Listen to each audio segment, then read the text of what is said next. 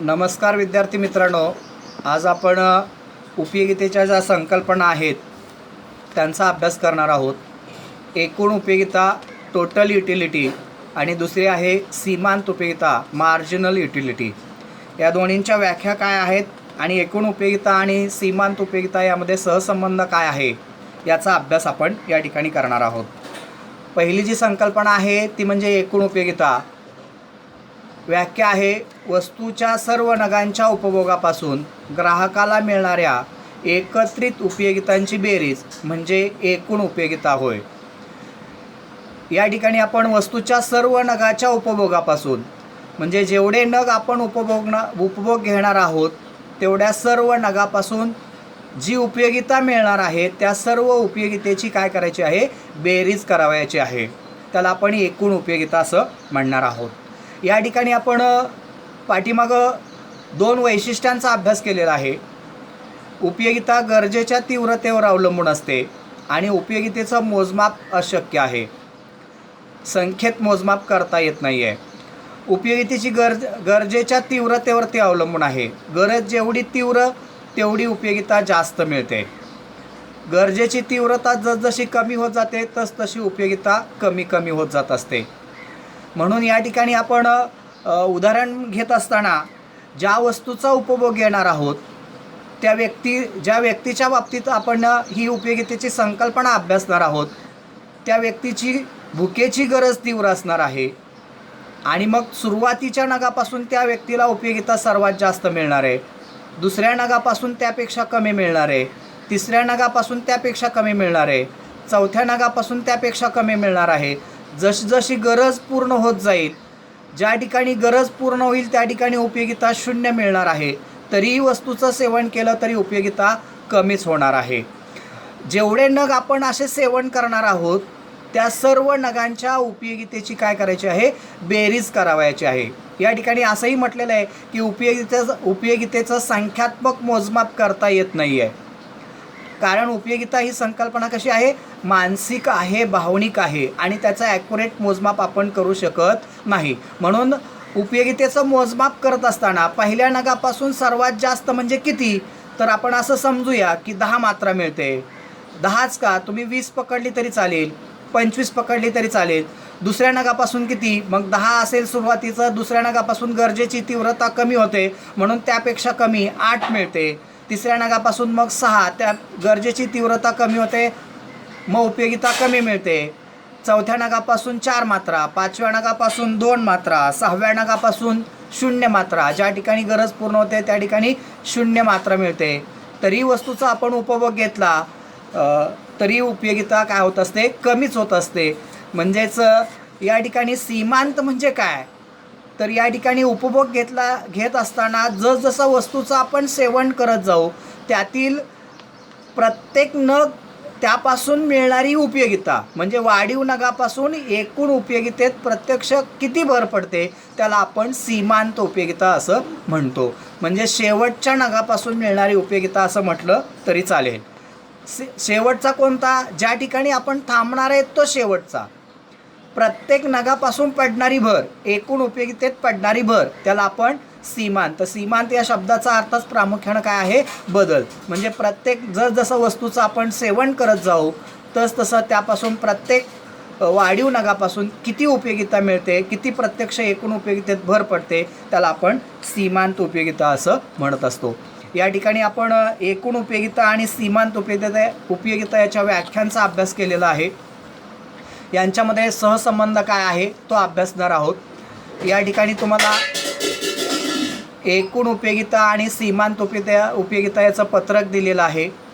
पहिल्या कॉलममध्ये वस्तूचे नग, वस्तूचे नग म्हणजेच आपण सफरचंदचे नग म्हटलेले आहे. दुसऱ्यामध्ये एकूण उपयोगिता आणि तिसऱ्यामध्ये सीमांत उपयोगिता दाखवलेली आहे. व्यक्तीची गरज तीव्र आहे, व्यक्तीला खूप भूक लागलेली आहे, या तत्वावरती या दोन संकल्पना प्रामुख्यानं अवलंबून आहे.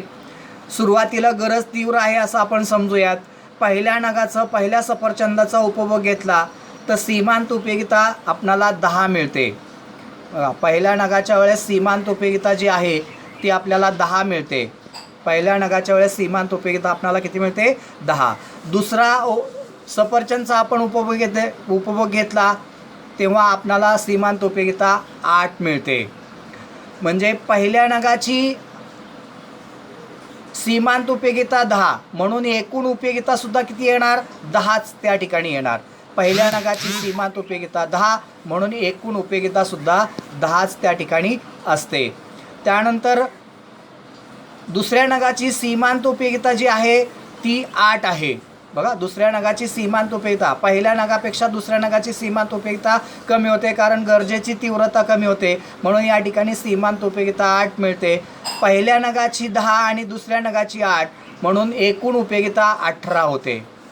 त्यानंतर तिसऱ्या नगापासून मिळणारी तिसऱ्या सफरचंदापासून मिळणारी सीमांत उपयोगिता 6 मात्र आहे.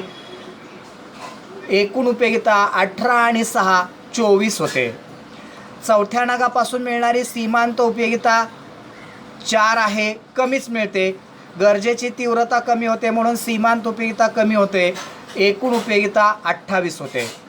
पाचव्या नगापासून सीमांत उपयोगिता 2 मिळते, 2 मात्रा मिळते. एकूण उपयोगिता 28 आणि 2 30 होते. जसजसं वस्तूचा आपण उपभोग घेत जाऊ तसतशी सीमांत उपयोगिता ही क्रमाक्रमाने कमी होताना दिसून येत असते. ही गरजेच्या तीव्रतेवरती अवलंबून असते. 6व्या नगाचा उपभोग घेतला, सीमांत उपयोगिता आपल्याला 0 मिळते. या ठिकाणी आपली गरज पूर्ण होते. गरज पूर्ण झाली, उपयोगिता 0 मिळत असते.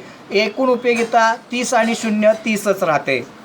तरी 7व्या नगाचा आपण उपभोग घेतला तर सीमांत उपयोगिता कमीच होते, वजाच होते. या ठिकाणी -2 मात्रा दाखवलेली आहे. 30मधून -2 केले 28 मात्रा एकूण उपयोगिता मिळते. म्हणजे जसजसं वस्तूंचं आपण सेवन करत जाऊ, नगसंख्या जसजशी वाढत जाऊ, सर्व नगांच्या उपयोगितेची बेरीज म्हणजे या ठिकाणी एकूण उपयोगिता तुम्हाला दाखवलेली आहे. आणि प्रत्येक सफरचंदापासून किंवा प्रत्येक वस्तूपासून जसजशी उपयोगिता आपल्याला मिळेल, पहिल्या नगाच्या वेळेस 10, दुसऱ्या नगाच्या वेळेस 8, तिसऱ्या नगाच्या वेळेस 6, चौथ्या नगाच्या वेळेस 4, म्हणजे जसजशी गरज पूर्ण होत जाईल तसतशी सीमांत उपयोगिता काय होत जाते? कमी होताना दिसून येत असते. या पत्रकानुसारच आपण या ठिकाणी वक्र काढण्याचा प्रयत्न केलेला आहे. या ठिकाणी क्ष अक्ष आणि य अक्ष दिलेला आहे. क्ष अक्षावर सफरचंदचे नग म्हणजे वस्तूचे नग दिलेले आहेत. य अक्षावर एकूण उपयोगिता आणि सीमांत उपयोगिता दाखवलेली आहे. या ठिकाणी जे आपण वस्तूचे 7 नग क्ष अक्षावर दाखवलेले आहेत. 1 2 3 4 5 6 7 असे 7 नग दाखवलेले आहेत. त्यानंतर प्रमाण जे आहे ते या ठिकाणी 1 सेंटीमीटरवर 4 उपयोगिता घेतलेला आहे. त्या प्रमाणात 4 8 12 16 20 24 28 30 28 32पर्यंत आपण हे प्रमाण घेतलेलं आहे. आता आपण सुरुवातीला एकूण सीमांत उपयोगितेचा वक्र कसा काढायचा ते पाहणार आहोत. पहिल्या नगाच्या किंवा पहिल्या सफरचंदच्या वेळेस सीमांत उपयोगिता किती आहे? 10 आहे. इथं दाखवलेले बघा 10 आहे. दुसऱ्या नगाच्या वेळेस सीमांत उपयोगिता 8 आहे. तिसऱ्या नगाच्या वेळेस सीमांत उपयोगिता 6 आहे. चौथ्या नगाच्या वेळेस सीमांत उपयोगिता 4 आहे. पाचव्या नगाच्या वेळेस सीमांत उपयोगिता 2 आहे. ज्या ठिकाणी गरज पूर्ण होते म्हणजे 6व्या नगाच्या वेळेस गरज पूर्ण होते म्हणून या ठिकाणी सीमांत उपयोगिता 0 आहे. 7व्या नगाचा उपभोग घेतला तरी सीमांत उपयोगिता वजा होते, -2 दाखवलेले आहे.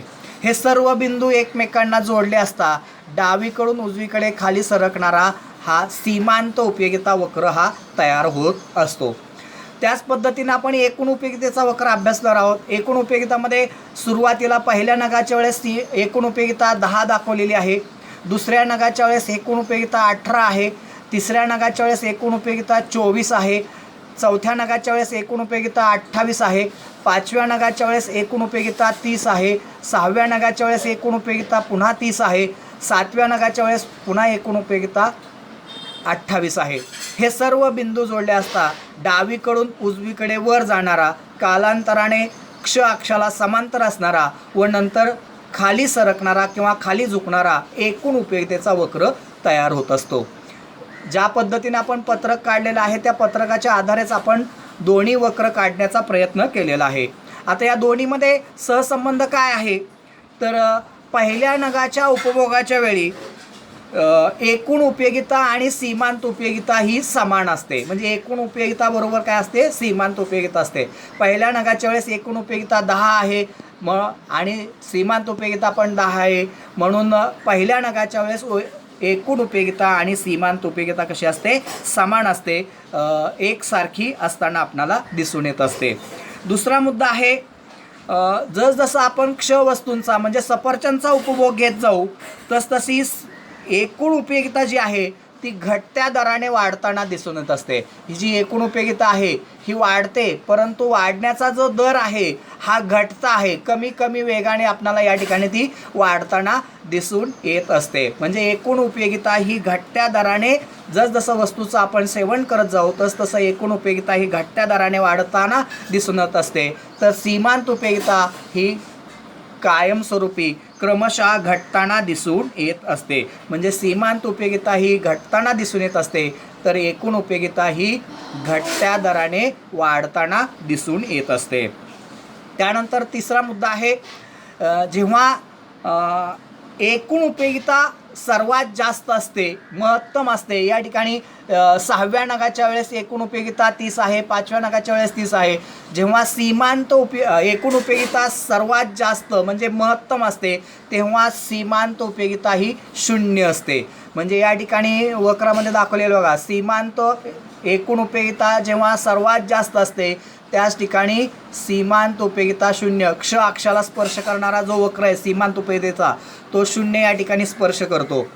म्हणजे जेव्हा एकूण उपयोगिता सर्वात जास्त असते तेव्हा सीमांत उपयोगिता ही 0 असताना आपणाला दिसून येत असते. म्हणजे एकूण उपयोगिता महत्तम असते, त्याच वेळी सीमांत उपयोगिता ही कशी असते, 0 असताना दिसून येत असते. चौथा मुद्दा आहे, जेव्हा एकूण उपयोगिता घटते, एकूण उपयोगिता कमी होते, म्हणजे 6व्या नगाच्या नंतर 7व्या नगाच्या वेळेस जेव्हा एकूण उपयोगिता घटते, 30 वरून ती 28 झालेली आहे, तेव्हाच हा जो वक्र सीमांत उपयोगितेचा वक्र जो आहे, सीमांत उपयोगितेचा वक्र हा क्ष अक्षापासून काय असतो, खाली सरकताना आपल्याला दर्शवला जातो. आणि ही जी स्थिती आहे ती ग्राहकाच्या असमाधानाची स्थिती असते. म्हणजे सीमांत उपयोगिता त्याच वेळेस काय होत असते, ऋण, आणि जेव्हा सीमांत उपयोगिता ऋण होते तेव्हा ग्राहकाची ती असमाधानाची काय असते, पातळी असताना दिसून येत असते. त्यानंतर 5वा मुद्दा आहे, सर्वाधिक समाधानाचा बिंदू गाठल्यानंतर, म्हणजे जेव्हा महत्तम उपयोगिता मिळते तो बिंदू गाठल्यानंतर सर्वसाधारण उपभोक्ता वस्तूचा उपभोग घेण्याचा तो थांबवण्याचा प्रयत्न करत असतो. म्हणजे जेव्हा एकूण उपयोगिता ही सर्वोच्च असते तेव्हा तो वस्तूचा उपभोग घेण्याचा काय करत असतो, थांबवत असतो. कारण त्या बिंदूत त्याला सर्वात जास्त काय मिळालेलं असतं, समाधान मिळालेलं असतं, आणि एकूण उपयोगितेत त्यामुळं परत काहीही भर पडत नाही. म्हणजेच त्या ठिकाणी आपण तो तृप्ती बिंदू म्हणतो किंवा कमाल समाधानाचा बिंदू असं म्हणतो. या ठिकाणी तुम्हाला तो दाखवलेला आहे, मी परत इथं दाखवतो, 30 वरती आहे, एकूण उपयोगितेमध्ये तृप्ती किंवा एकूण समाधानाचा तो बिंदू आहे. म्हणजे एकूण उपयोगिता आणि सीमांत उपयोगितेचा याचा विचार करत असताना समाधानाचा जो बिंदू आहे, सर्वाधिक समाधानाचा बिंदू गाठल्यानंतर सर्वसाधारण उपभोक्ता वस्तूचा उपभोग घेण्याचं काय करत असतो, थांबवत असतो. कारण त्या ठिकाणी त्याची काय झालेली असते, गरज पूर्ण झालेली असते, पूर्ण त्याचं समाधान झालेलं असतं, एकूण उपयोगितेत कोणत्याही प्रकारची भर पडत नाही. त्यालाच आपण तृप्तीबिंदू किंवा समाधानाचा बिंदू असं म्हणत असतो. आणि शेवटचा मुद्दा या ठिकाणी आहे, सर्वाधिक समाधानाच्या बिंदूनंतर समाधानाचं रूपांतर असमाधानामध्ये होत असतं. म्हणजे जेव्हा सीमांत उपयोगिता ऋण होते, म्हणजे दुसऱ्या शब्दात ग्राहकाला उपयोगितेचा दुष्परिणाम त्या ठिकाणी जाणवायला सुरुवात होतात. म्हणजे जेव्हा सीमांत उपयोगिता वजा होते, म्हणजे कोणत्याच उपयोगिता मिळत नाही, कमी होते, तेव्हा काय होते, उपभोक्त्याला त्याचे काय होतात, उपयोगितेबाबतचे दुष्परिणाम जे आहेत ते जाणवायला सुरुवात होतात. या पद्धतीनं आज आपण अजून एक मुद्दा आपल्याला या ठिकाणी सांगता येईल, जेव्हा एकूण उपयोगितेचा वक्र खाली झुकतो, म्हणजे इथून इथपर्यंत बघा आहे, हा खाली झुकतो, तेव्हाच सीमांत उपयोगितेचा वक्र काय होत असतो, वजा होताना दिसून येत असतो. म्हणजे सीमांत उपयोगिता जेव्हा वजा होते तेव्हाच एकूण उपयोगितेचा वक्र हा काय होत असतो, खाली सरकताना आपणाला दिसून येत असतो. आज आपण या ठिकाणी एकूण उपयोगिता आणि सीमांत उपयोगिता यामध्ये व्याख्या आणि सहसंबंध काय आहे याची चर्चा केलेली आहे. धन्यवाद.